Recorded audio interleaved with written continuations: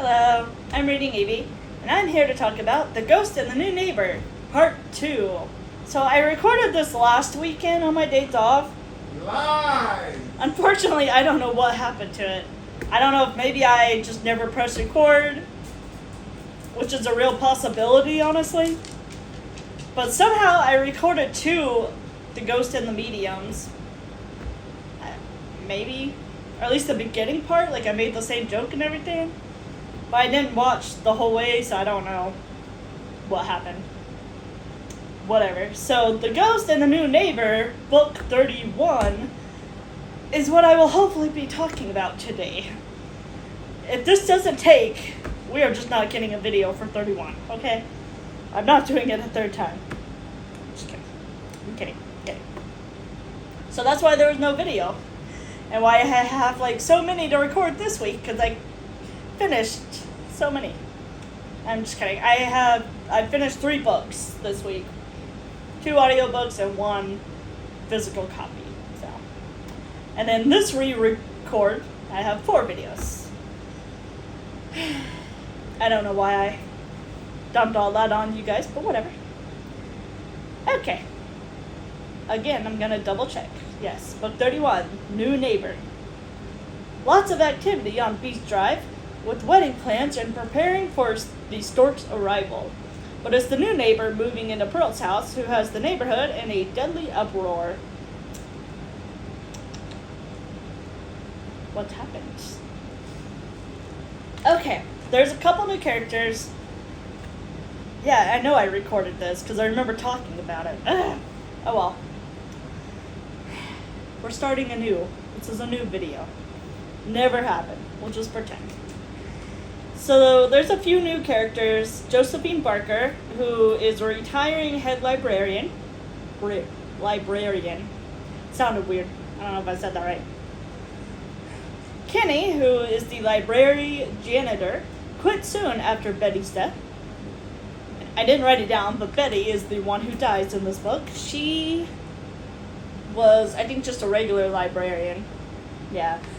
So she was going to be the head librarian because they were looking for somebody new because Josephine was retiring. And they wanted to promote within, so Betty was going to be the head librarian. And then we have Olivia, who was moving into Pearl's house, who was going to be the regular librarian. But then Betty died. Betty? Yeah. Betty died, so now she's going to be the head librarian. Suspicious. Dun dun dun. Anyways, there's also a character named Becca, who I think maybe also worked at the library. So, I don't know how many workers this supposedly small town needs. Actually, don't even know how many works at mine. I think maybe I see like 2 or 3, but I know my hometown librarians. There was only 2 there. Tried to get a job there, but it didn't work out. Anyways, to the present. There's a new neighbor in town for Pearl's house, as I mentioned earlier. Spoiler alert. And it is not Melanie or Kelly. It's a woman named Olivia. I wonder if she's a medium because she was caught talking to Betty, the librarian, before Betty was found dead. And now she's the librarian. Okay, I guess I mentioned all that earlier, my bad. Maybe it's Josephine, actually. She's at the library too and knew what Olivia looked like, and could have dressed up like her like Darlene did to Danny. Did she? We shall see. Oh, Danny and Walt are having twins. Yay. Ha ha ha for them.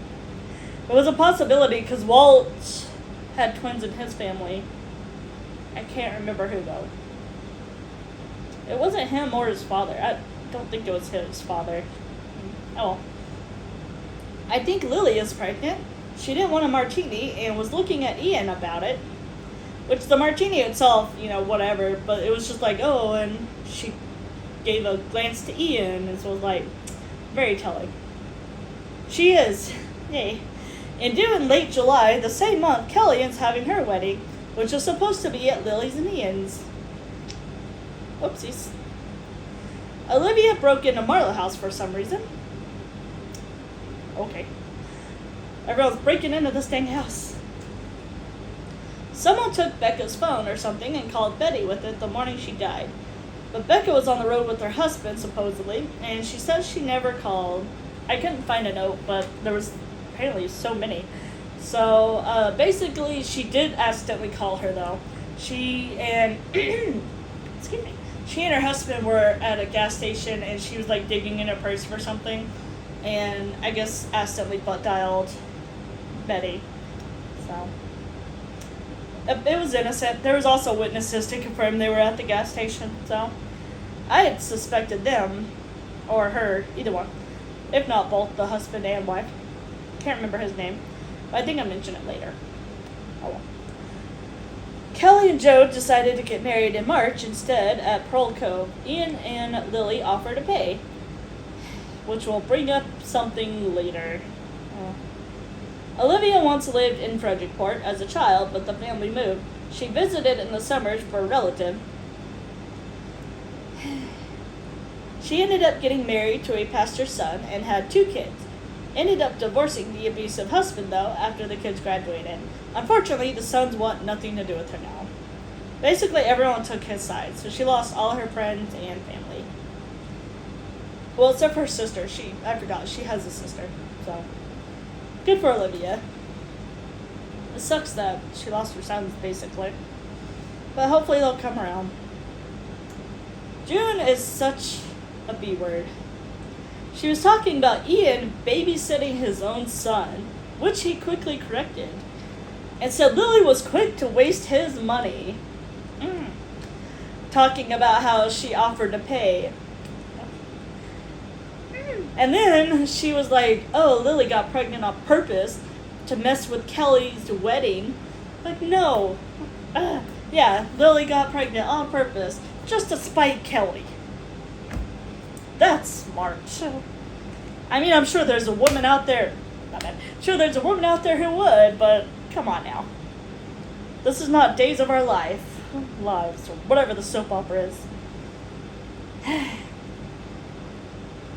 Ian quickly, put her in her place, though. And actually, once she said, oh, she did this on purpose, he was like, oh, actually, it was my idea. And she's like, what do you mean? He's like, well, that night, she didn't... Well, I don't think he said she didn't want to, but it was, he brought it up as a suggestion. And she was like, oh, I don't want to hear about your sex life. He's like, well, you're the one that brought it up. It's like, ha, ha, ha. Ugh, I do not like June. I don't like her one bit. She was raised in a different time, and I get that, but get with the times. Leave the old crap behind and come to the present. Which, their present is well, it's gotta be closer to 2020 now. Because she moved to Frederickport about 4 years ago. Oh, so it's probably 2018. Yeah, because it was 2014 in their world when it started. So, 2018, you should know better. Did not like her. Don't like her at all. Heather confronted Olivia with Marie and Eva by her side, just in case, as she saw Olivia with Betty before she was murdered. But Olivia insisting she did not, as she was on the plane. Is she gaslighting Heather, or is she telling the truth? She's not gaslighting Heather, but she's also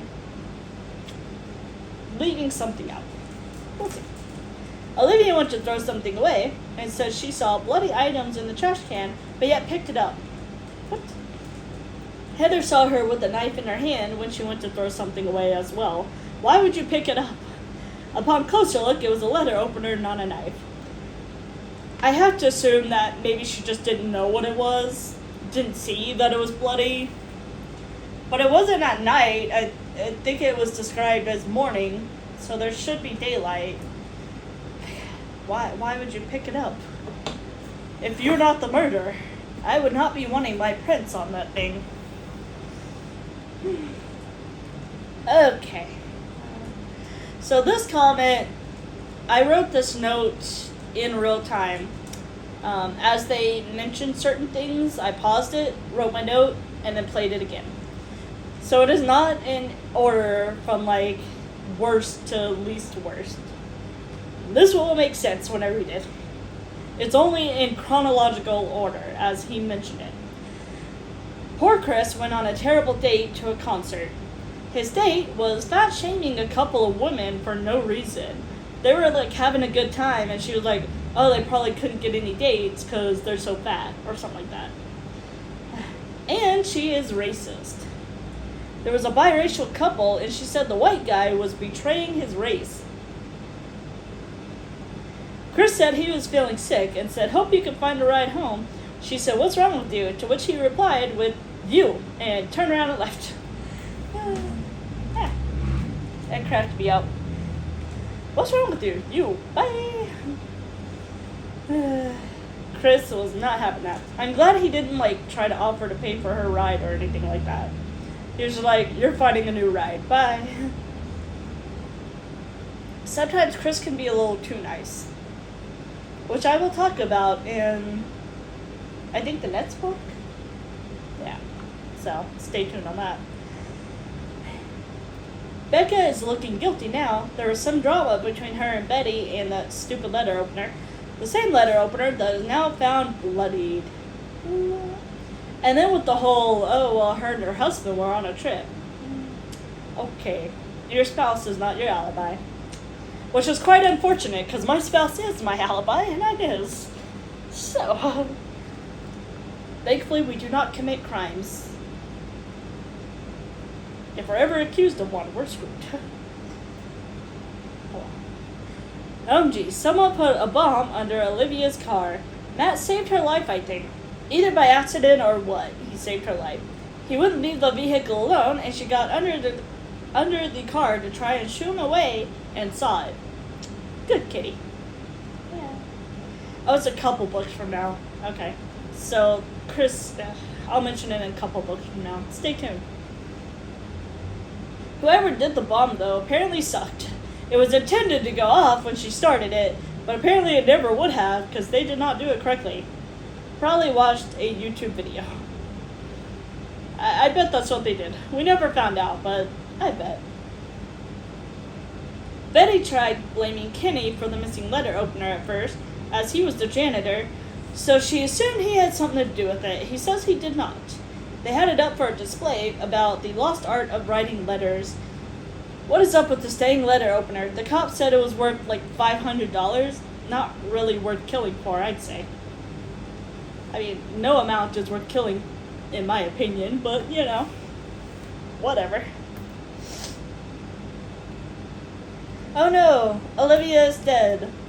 The usual group was sitting at the dinner table when Walt began moving a bowl of chicken telepathically.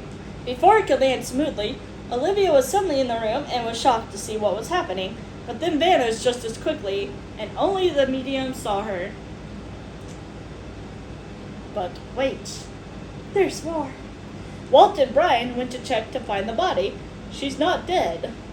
I wonder if I was right and she's some sort of medium different than the group like Finn was. Or maybe she's a real witch.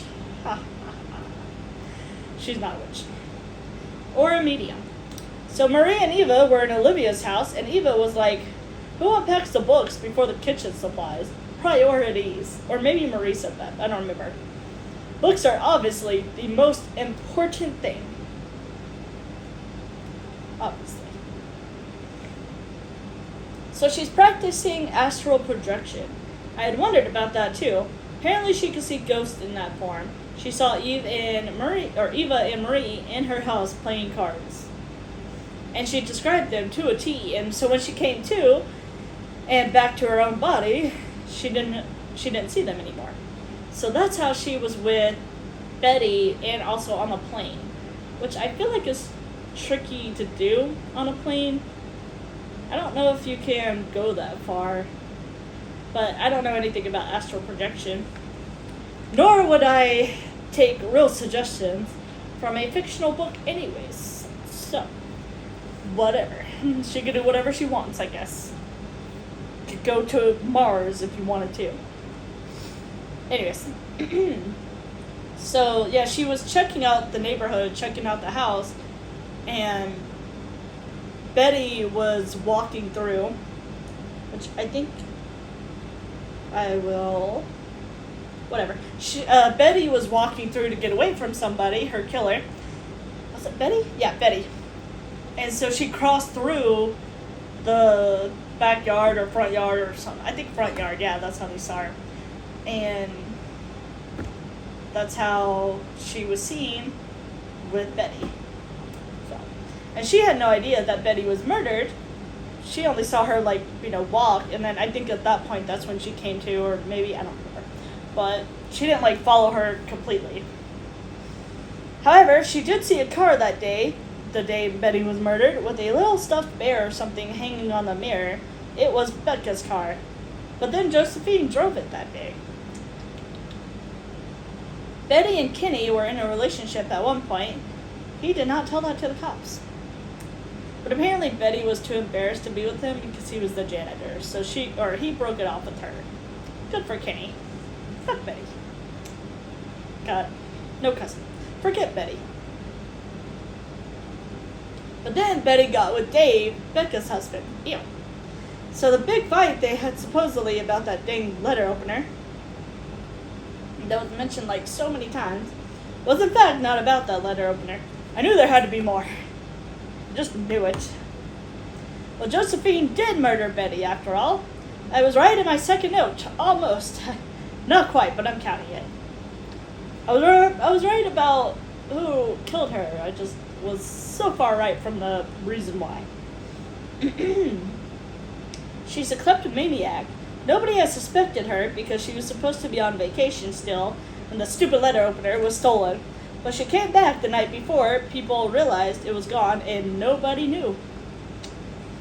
Betty was keeping a list of the things being stolen and when they were stolen to try and recognize a pattern. She was with Josephine doing inventory and found all the stuff. I guess she kept it at the library. It's weird. Whatever. She had escaped, but Josephine thought she was on her way to tell Becca and caught up with her in her car. They got into it, and she had accidentally stabbed her with the opener. Hence, the bloody opener. Charlie escaped jail. He had been in jail first, awaiting his arraignment, and is no longer in jail. So. Come on. They're having a boy and a girl. Aww. Okay. That was all my notes on the ghost and the new neighbor. Hopefully. Please. Technology gods, work with me. Let me know what you thought of the ghost and the new neighbor. Bye.